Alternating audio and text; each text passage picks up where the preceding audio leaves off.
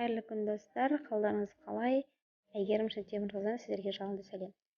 Біз бүгін жұмыртқасыз печенье дайындайтын боламыз, яғни оған ешқандай қосып газдатқанның қажеті жоқ. Бірінші табанымызды жақсылап құрғатып аламыз. Оған ұнды салып, оны бөлек қойып қоямыз. Яғни ұн електен өткен болуы міндетті.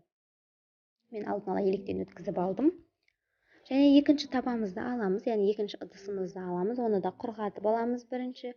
Содан кейін барып, оныған 1 стакан сүт құямыз. Сүттің жылылығы маңызды емес, салқын сүт болса да бәрібір.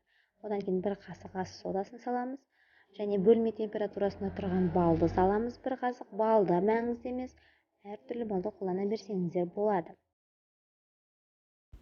Балды салып болғаннан кейін жақсылап венчикпен араластырып аламыз. Сіздерге қалай ыңғайлы, яғни венчик болса венчикпен, миксер болса миксермен араластырыңыздар. Және үстіне шекерді салып, шекеріміз ерігенше біркелкі массаға келтіретін боламыз. Жақсылап араластырып аламыз. Ал енді бізде тек қана ұн қалды. Тек ұнымызды бөліп қосамыз. Міндетті түрде бөліп қосыңыздар. Ол біздің осы панкейктеріміздің жақсы әрі әдемі көтерілуіне септігін тигізеді. Жақсылап араластырамыз. Жалпы қоюлығы қатты қою емес, сұйық формада болуы керек. Ұнды жақсылап қосып, бірнеше бөліктерге бөліп қосып араластырып аламыз. Осылай біздің тестамызды дайындап шығамыз.